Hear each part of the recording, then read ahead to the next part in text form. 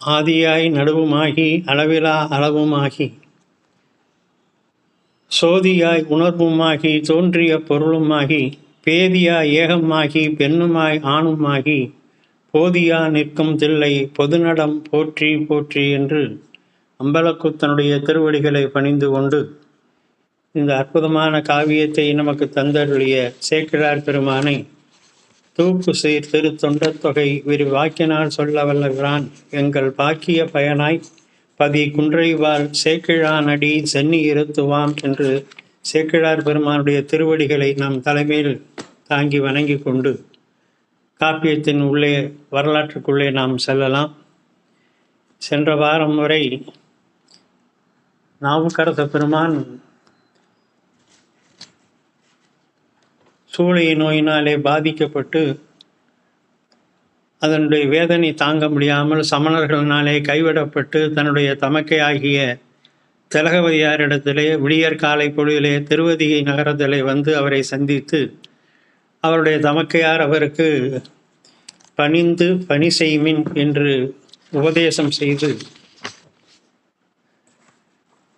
திரு ஐந்தெழுத்து ஓதி திருநீர் கொடுத்து திருவாளன் தந்த திருநீர் திலகவதியார் அளிப்ப என்று சேக்கிழார் பெருமான் மிக அழகாக அதை சொல்லுகிறார். அப்படி திருநீரை அணிந்து கொண்டு பெருமான் திலகவதியாருடன் ஆலயத்திற்கு உள்ளே சென்று பெருமானை வணங்கி கூற்றாயினவாறு விளக்ககல்லீர் என்ற பதிகத்தை பாடி அருள் செய்ய பெருமானுடைய திருவருளினாலே அவருடைய சூளை நோய் முழுவதுமாக நீங்கி ஆனந்த வெள்ளத்திலே மூழ்கி திளைத்து அவர் கலிப்புற்றிருக்கிறார். அவர் பாடிய அந்த பதிகத்தினுடைய சிறப்பினையும் உயர்வினையும் கண்டு சிவபெருமான் அவருக்கு நாவுக்கு அரசு என்னும் பெயரை அவர் வழங்குகிறார். நாவுக்கரசு என்னும் இந்த நாமம் மண்ணுக என்று நாவுக்கரசு என்று உலக ஏழினும் நின் நல் நாமம் நயப்புற மண்ணுக என்று சிவபெருமான் அசிரீரியாக அவருக்கு அருள் செய்கிறார். எல்லா உலகங்களிலும் உன்னுடைய இந்த நாவுக்கரசு என்ற பெயர் நிலை பெற்று விளங்கட்டும் என்று சிவபெருமானே அருள் செய்கின்றார். அப்படிப்பட்ட ஒரு நிலையிலே அவர் அங்கே திருவதிகையிலே தனது தமக்கையாருடன் தொடர்ந்து கைத்தொண்டு செய்து கொண்டு பாடல்களை பாடிக்கொண்டு நோய் நீங்க பெற்ற நிலையிலே மீண்டும் சைவ சமயத்தை சார்ந்தவராக ரசித்து வருகிறார். இதை சிறிது சிறிதாக சமணர்கள் திருப்பாதிரி குழுவில் இருந்த சமணர்கள் அறிந்து கொண்டார்கள்.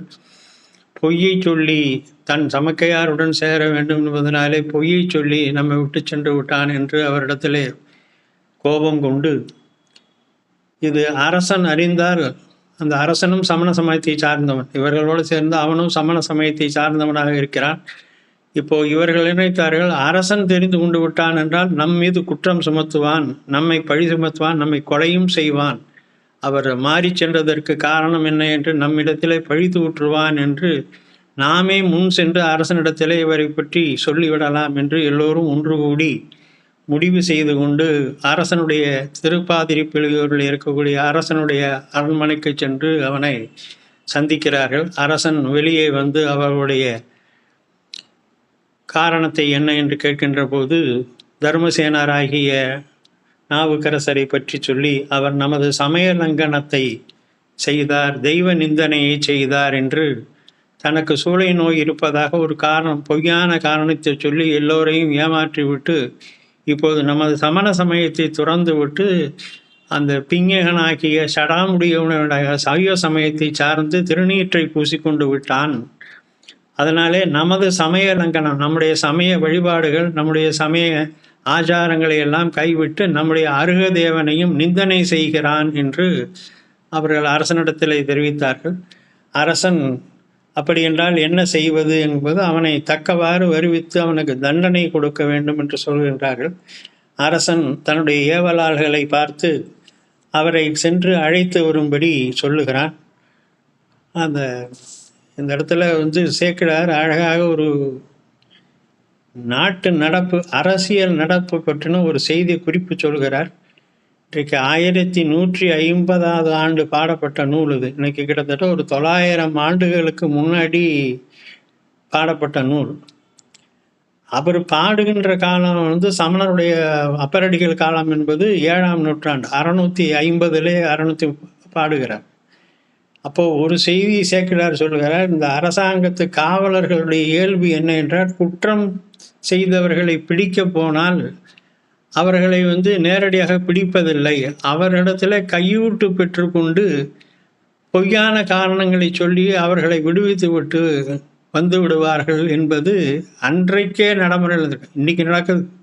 இன்னைக்கு நீங்கள் ஒரு கேஸுன்னாக்கா ஸ்டேஷனில் நம்ம ஒருத்தர் கம்ப்ளைண்ட் கொடுத்தோம்னாக்கா போய் எதிராளியை கூப்பிட்டு வரும்போது, எதிராளி கொஞ்சம் நல்ல வசதி வாய்ப்பாக நல்ல பலபலவனாக இருந்தாக்கா அவன்கிட்ட ஏதாவது பணம் காசை வாங்கிக்கிட்டு அவர் இல்லை, ஆள் இல்லை, போலன்னு போலீஸ்காரர்கள் வந்து மறுத்து விடுவார்கள். இது வந்து இன்றைக்கு நடைமுறையில் இருக்கக்கூடிய 20ஆம் நூற்றாண்டில் இன்றைக்கு இருக்கக்கூடிய நடைமுறை அது. இதை அன்றைக்கே இருந்ததாக சேக்கிழார் கோடிட்டுக்கிறார். அந்த அரசன் என்ன சொல்லுகிறான், அருள் கொண்ட உணர்வின்றி நெறிகோடி அறிவு என்று மருள் கொண்ட மன்னவனும். அந்த அரசனை பற்றி இவ்வளவு சொல்றார். சமண சமயத்தை சார்ந்தவன் அவனும். அவன் என்ன செஞ்சான், மந்திரிகள் தமை நோக்கி தெருக்கொண்டோர் இவர் சொன்ன தீயோனை செருவதற்கு பொருள் கொண்டு விடாது என்பால் கொடுவாரும் என புகன்றான். இவன் சொல்லுகின்ற இந்த சமண குருமார்கள் சொல்லுகின்றவனை அவன் கொடியவன். எப்போ நம்ம சமண சமயத்தை விட்டு சென்று விட்டானோ அவன் கொடியவன். அதனால அவனை போய் கூட்டுவாங்கன்னு மந்திரிகளை கூப்பிட்டு சொல்லுகிறார். அப்படி சொல்லுகின்ற போது பொருள் கொண்டு விடாது என்பால் கொடுவான். அவனுக்கிட்ட ஏதாவது பணம் காசை வாங்கிக்கிட்டு வந்து அவன் ஊரில் இல்லை, அங்கே இல்லை, இங்கே இல்லைன்னு வந்து போய் சொல்லாதீங்க, பொருள் கொண்டு விடாது அவனை கொண்டு வாரும் என்று இன்றைய 20ஆம் நூற்றாண்டினுடைய நடைமுறை என்னவோ அதை அன்றைக்கே சொல்வதாக சேக்கிழார் பதிவு செய்கிறார். இப்போ அரசனுடைய ஏவலை கேட்டு மந்திரிமார்கள் பெரிய ஒரு சைனியத்தோடு போனார்களாம். ஏன் சைனியத்தோடு போனார்கள் அப்படின்னா, இந்த மாதிரி விஷயம் ஊர் முழுக்க தெரியணுமா. ஒரு பெரிய அரசனுடைய படையே போகுதுன்னா எல்லாரும் கேட்பாங்க, என்ன நடந்துச்சு, என்ன ஏது என்னன்னு கேட்பாங்க.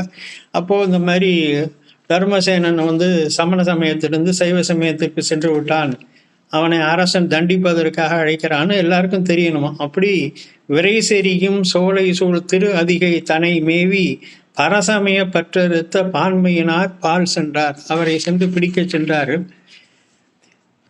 போய் அவரிடத்திலே திருநாவுக்கரசரிடத்திலே பணிந்து அவரையோ இப்போ வந்து தவ கோலத்தில் இருக்கிறார். முழுக்க முன்னே அந்த அமணர்கள் கோலத்தில் இருந்தார். தலை பறித்து உண்ணும், நின்று உண்ணும் அமணர்கள் என்று சொல்லுவார்கள். தன்னுடைய தலைமுடியை தானே பிச்சு எடுத்துக்கொள்ளக்கூடியவர்களும், நின்று கைகளிலே வாங்கி நின்று கொண்டே சாப்பிடக்கூடியவர்களும், ஆடை இல்லாமல் நிர்வாணமாக இருக்கக்கூடியவர்களுமாகிய அந்த அமணர் கோலத்தில் இருந்து இப்பொழுது பெருமானுடைய திருமேனியில் திருநீற்றை உடலெங்கும் பூசி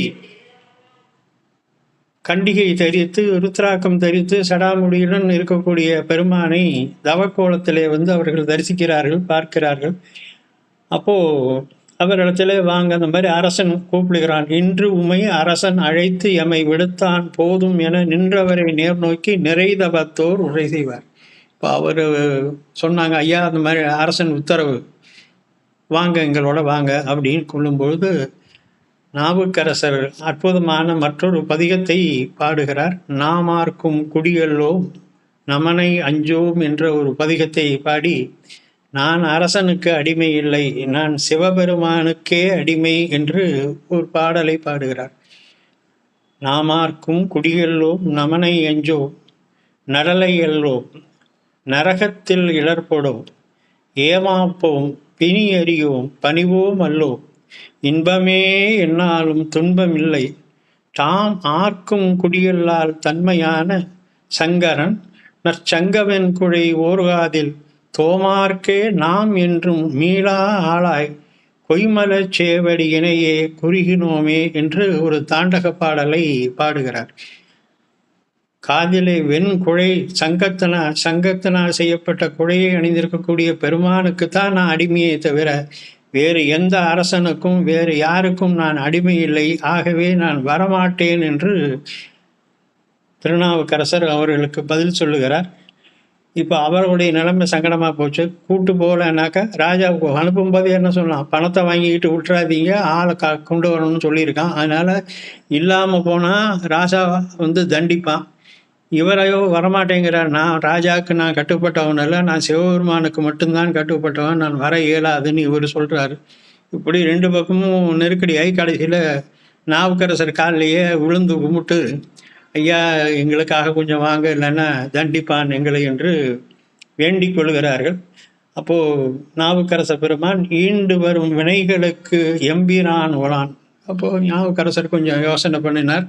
சரி, நம்மால் அவர்களுக்கு ஒரு துன்பம் ஏற்பட்டு விடக்கூடாது என்பதனால என்ன நடந்தாலும் இறைவனுடைய இறைவன் தான் இப்போ இந்த வழியை நமக்கு நீக்கி இருக்கிறான். அது அவன் நமக்கு எப்போதும் துணையாக, தோன்றா துணையாக நம்மோடு இருப்பான் என்று அவரும் புறப்பட்டு அவர்களுடன் சென்று பாடலிபுரத்திற்கு செல்கிறார். திருப்பாதிரி புலியூர் பாடலிபுத்திரம் என்று அன்றைக்கு வழங்கப்பட்டது. அந்த நகரத்துக்கு வருகிறார்கள். கொண்டு அரசனின் முன்னாலே நிறுத்தினார்கள். அரசன் எல்லோரையும் பார்த்தான். பக்கத்தில் இருந்த அந்த சமண குருமார்கள் எல்லோரையும் பார்த்தான். அருகு அணைந்தார் தமை நோக்கி அவ்வண்ணம் செய்வார்க்கு பெருகு சின கொடுங்கோலன் மொழிந்திடலும் பெருந்தகையை உருகு பெறும் தழல் வெம்மை நீற்று அறையில் உள்ளிருத்தி திருகு கருந்தால் தொழுவி சேமங்கள் செய்து அமைத்தார். இப்போ ராஜா கேட்டான், சரி பிடிச்சி கொண்டு வந்த சாலை பிடிச்சி கொண்டு வந்து வச்சாச்சு, இவன் பண்ண தப்பு என்னதுன்னு சொல்கிறீங்க? நம்முடைய அருக தெய்வத்தை நிந்தனம் செய்திருக்கிறான், நமது சமண சமயத்தினுடைய வழிபாடுகளை எல்லாம் அவன் இப்பொழுது மறுக்கிறான் என்று சொல்லுகிறீர். என்ன தண்டனை, இவனுக்கு என்ன தண்டனை கொடுக்கறது அப்படின்னு அரசன் கேட்குறான்.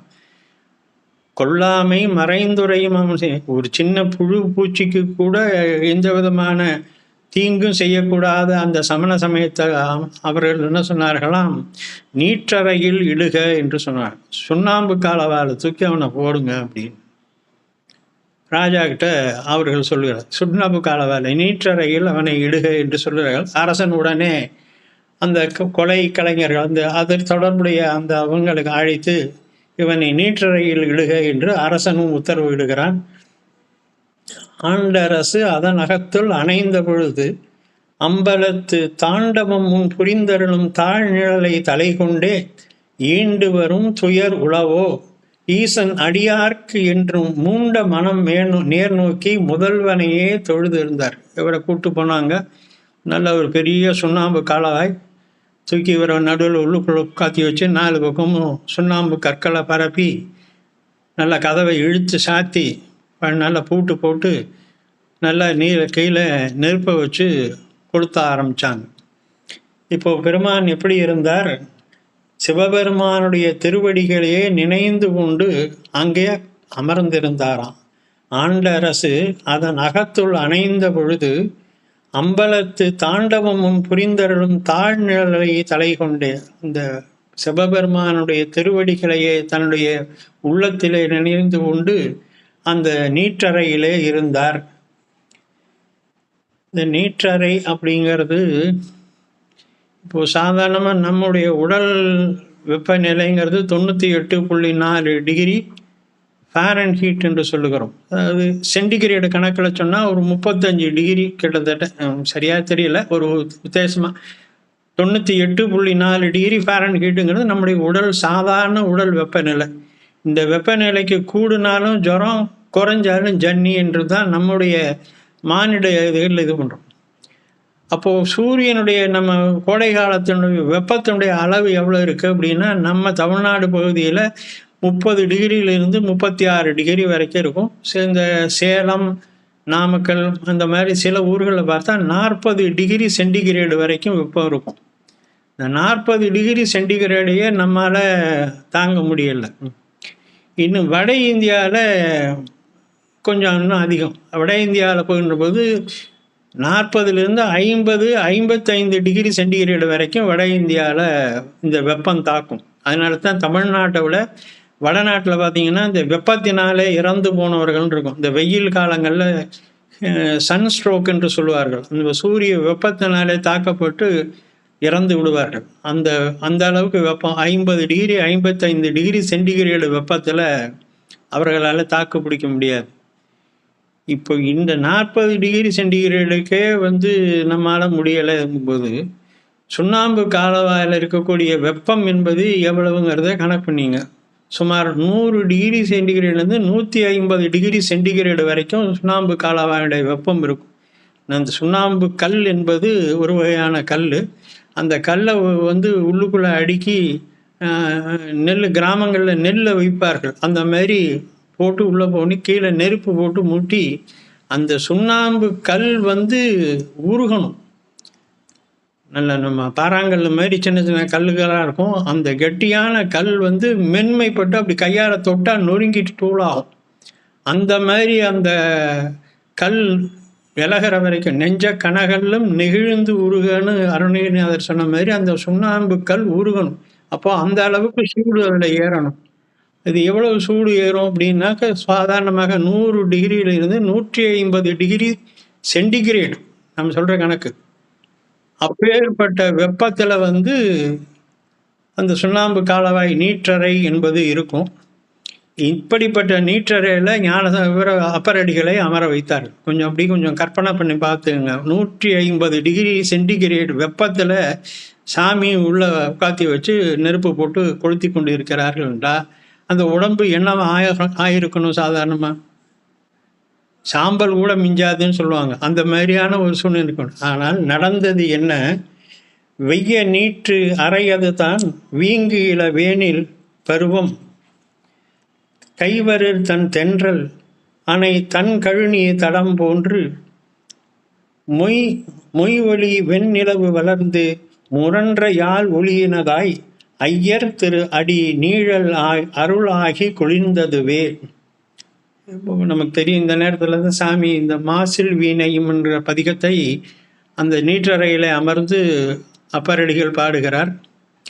நம்ம இப்போ இனிமேல் திருநாவுக்கரசர் என்றே சொல்லலாம். நம்ம நாயனார் என்று சொல்லுவோம்.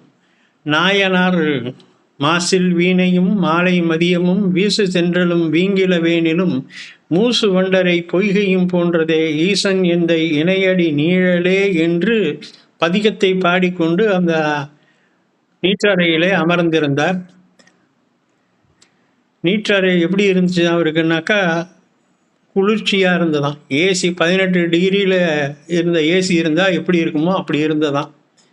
அதை தான் அவர் சொல்கிறார். மாசில் வீணையும் மாலை மதியமும் வீசு தென்றலும் வீங்கில வேனிலும் மூசு வண்டரை பொய்கையும் போன்றது ஈசன் எந்தை இணையடிகளே சிவபெருமானுடைய திருவடி இப்படி எல்லா இனிமையான குளிர்ச்சியான பொருள்களால் ஆனது. இந்த அவர் சொல்லுகின்ற ஓமானத்தை பார்த்தீங்கன்னா, மாசில் வீணை குளிர்ச்சியானது, மாலை மதியமும் சரத்காலத்து விடியற்காலை சந்திரனை நீங்கள் பார்த்தீங்கன்னா அமுத தாரையாக பொழிகிறது என்று சொல்லுவார்கள்.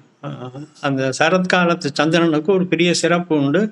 அமுதமயமாக அந்த கிரணங்கள் அப்படியே மேலில் வந்து ஒரு சில்னஸ் கொடுக்கும். அந்த மாதிரி மாலை மதியம் அந்த சில்னஸ் உள்ள குளிர்ச்சி மிக்க சந்திரன், தென்றல் வீசு தென்றல் காற்று, அந்த தென்றல் காற்று இனிமையாக மேலே படுகின்ற பொழுதே ரொம்ப இனிமையாக ஒரு குளிர்ச்சி கொண்டதாக இருக்கும். அப்புறம் குளிர் நில நீர், நல்ல குளத்தினுடைய தாமரை பூக்கள் மலர்ந்திருக்கக்கூடிய குளத்தின் அருகிலே இருந்தோம் என்றால் அந்த குளத்தினுடைய நீரினுடைய குளிர்ச்சி இவ்வளவும் பெருமானுடைய திருவடிக்கு ஒப்பாகும் என்று அந்த குளிர்ச்சியையே பெருமான் நினைத்து கொண்டிருந்தார். வடமொழியில் ஒரு இது சொல்லுவாங்க, எத் பாவம் தத் பவதி என்று. நீ எதை நினைக்கிறாயோ அதுவாகவே நீ ஆகிறாய் என்று சொல்லுவார்கள். நம்ம என்னத்தை நினைக்கிறோமோ, எப்பொழுது இவ்வாறு இருக்கணும்னு நினைக்கிறோமோ அவ்வாறே நம்ம ஆவோம். அப்போது இங்கே பெருமானை அவர் என்ன செய்கிறார்? குளிர்ந்த பொருள்களாகவே நினைக்கிறார். ஆகவே குளிர்ச்சி குளிர்ச்சி குளிர்ச்சி குளிர்ச்சி என்று அந்த குளிர்ப்பாகவே நினைப்பதனால இப்போ அவர் உள்ளுக்குள்ளே அப்படியே குளிர்ந்து இருக்கிறார். ஒரே ஜிலு ஜிலு ஜிலு ஜிலுன்னு இருக்கார்.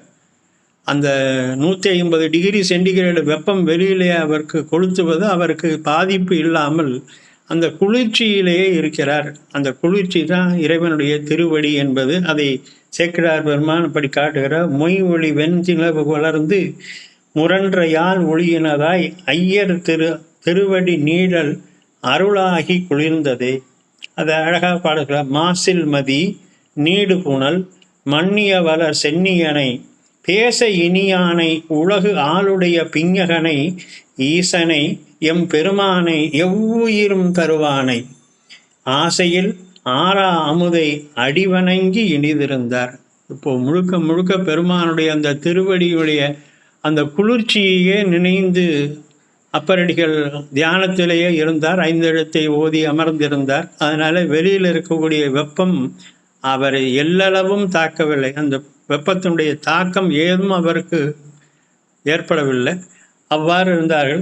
இப்போ அரசன் என்ன செய்யதான் 7 நாட்கள், இந்த மாதிரி ஒரு நாள் 2 நாளில் 7 நாட்கள், கொஞ்சம் நினச்சி பாருங்க, சாதாரணமாக நடக்கிற காரியம் இல்லை. அப்போது இறைவனுடைய திருவருள் எவ்வளவு ஒரு பெருந்துணையாக அப்பரடிகளுக்கு இருந்திருக்கிறது என்பதை நாம் இதில் உணர முடியும்.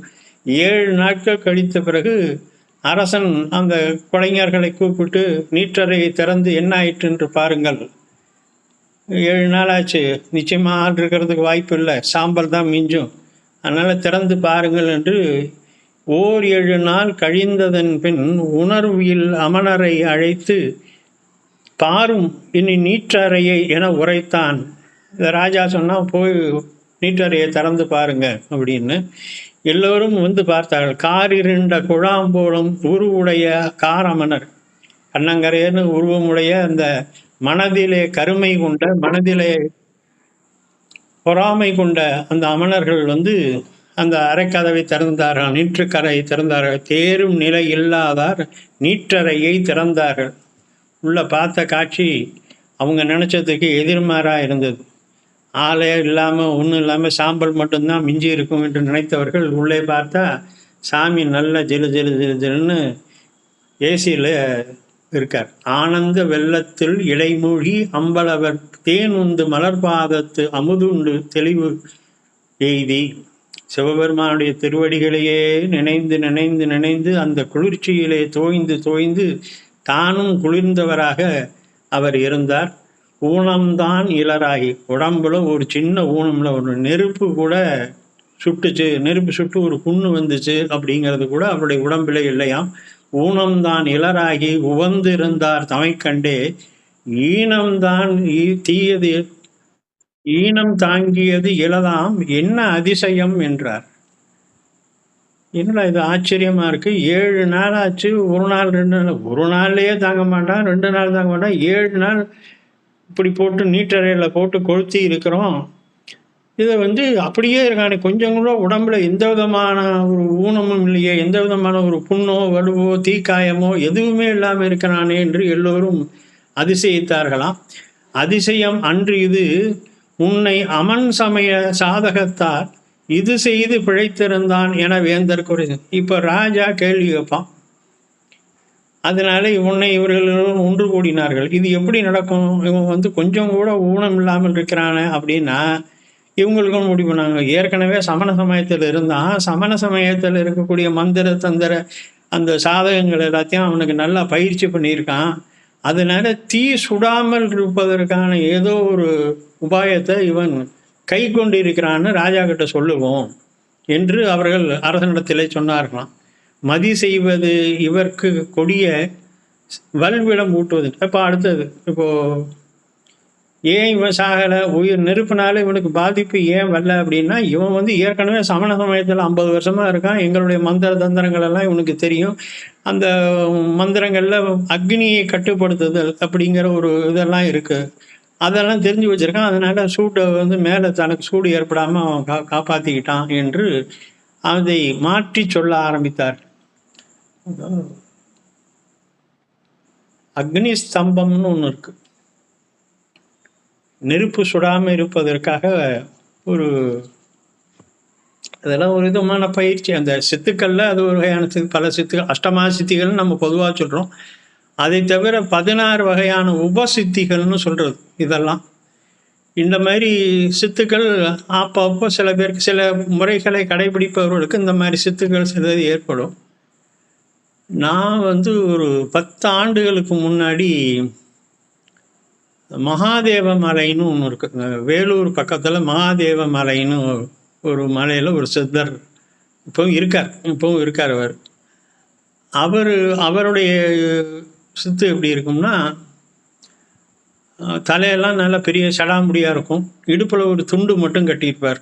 வேற உடம்புல வேற எந்த விதமான ஆடைகளும் இருக்காது. இடுப்பில் ஒரு துண்டு கட்டியிருப்பார். தலையில் பெரிய சடாமுடியாக இருக்கும்.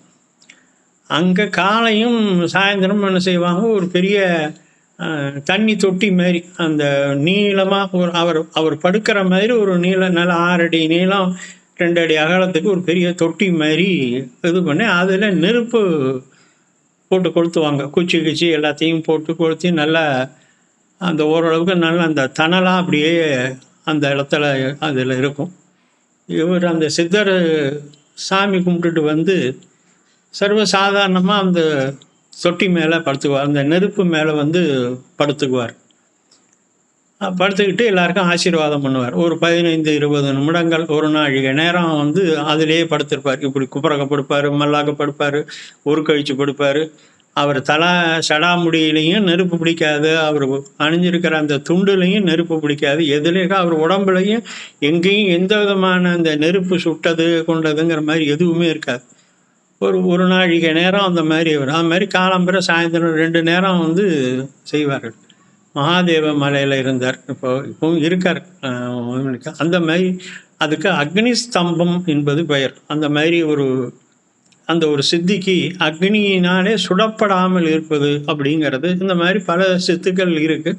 அதில் அந்த வகையான ஒரு சித்து. இதை இப்போது சமணர்கள் என்ன சொன்னார்கள், அரசனிடத்தில் போய் இவன் அக்னி ஸ்தம்பம் என்ற சித்தை எங்களிடத்தில் தெரிஞ்சுக்கிட்டதுனால இப்போ இந்த நீற்றறையில் இருப்பதை தப்பித்து கொண்டான். அதனால் இவனுக்கு அடுத்து இவன் தப்பிக்காமல் இருக்கிறதுக்கு இவனுக்கு விஷத்தை கொடுக்கணும் என்று ஒரு கோரிக்கையை சொன்னார்கள். அரசன் உடனே சரின்னு சொன்னான். அவங்க என்ன சொல்கிறாங்களோ அதை கேட்டு, அப்போ அதுக்கு என்ன பிடிக்கும், அதுபடி செய்யுங்க. அதிசயம் அன்று இது முன்னர் அமன் சமய சாதகத்தால் இது செய்து பிழைத்திருந்தான். எனவே வேந்தற்கு உரை செய்து மதி செய்வது இனி கொடிய வல்விடம் ஊட்டுவது என்று முதிர வரும் பாதகத்தோர் முளைவாயால் மொழிந்தார்கள். அவங்க பல்லு தேய்க்கிறது இல்லை, சமணர்கள் பல்லு தேய்க்க மாட்டாங்கன்னு இது. அதனால அவங்க வாய் ஊத்த நாய், நாற்றம் எடுத்த வாய் என்று இவர் கூட சொல்வார். ஞானசம்பந்தர் தன்னுடைய பதிகத்தில் பதிவு செய்வார். அந்த வாயினாலே இப்போ அவனுக்கு விஷம் கூட்டுங்க அப்படி என்று சொன்னார்களாம். அரசனும் அதை அவ்வாறே செய்க என்று சொல்லுகிறான். அவனுக்கு விஷம் கலந்த அந்த சாப்பாட்டை கொடுத்தாங்க. நஞ்சும் அமுதாம் எங்கள் நாதன் அடியார்க்கு என்று வஞ்சம் மிகு நெஞ்சும் உடையார் வஞ்சனை ஆம்படி அறிந்தே செஞ்சலையார் சீர்விளங்கும் திரளுடையார் தீவிடத்தால் வெஞ்சமணல் இடுவித்த பால் அடிசில் மிசைந்து இருந்தார். இப்போ பால் விஷம் கலந்த பால் சாதத்தை கொண்டு வந்து கொடுத்தார்கள். பால் அடிசில் என்று சேக்கிழார் பெருமான் குறிப்பிடுகிறார். பால் அடிசில் என்றால் சோறு, பால் கலந்த சோறு. அந்த பால் கலந்த சோறை கொண்டு வந்து கொடுத்தார்கள். இவங்க விஷம் கலந்த சோறு கொடுக்கிறார்கள் என்பது அவருக்கு தெரியும். இருந்தாலும் பெருமானுடைய திருவடியை நினைந்து, அவரே ஏற்கனவே சிவபெருமானும் நஞ்சு உண்டவர் தானே, வானவருக்காக நஞ்சு உண்டான், அதனால அவன் நம்மை காப்பான் என்ற அந்த உறுதியோடு இவரும் அந்த விஷம் கலந்த அந்த பால் சோற்றை சாப்பிட்டார்.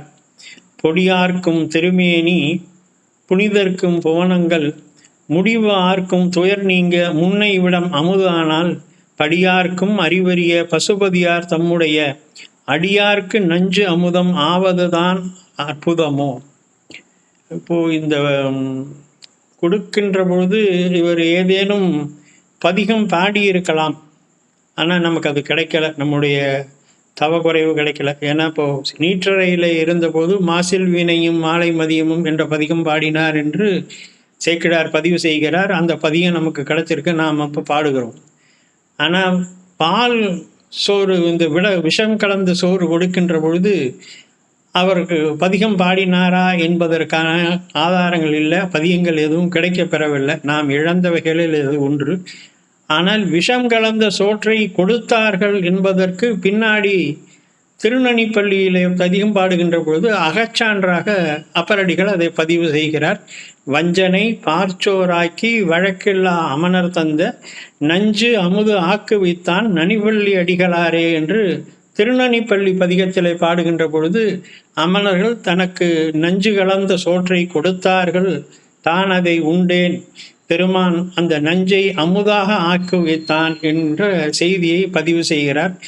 அந்த வகையில் நமக்கு அதுதான் ஆதாரமாக கிடைக்கிறது. வேறு பதிகங்கள் அப்பொழுது அவர் பாடியதாக நமக்கு கிடைக்கல. இவ்விடத்தில் இவன் பிழைக்கில் நமக்கு எல்லாம் இறுதியென செவ்விடத்து செயல்புரியும் காவலர்க்கு செப்புவார்.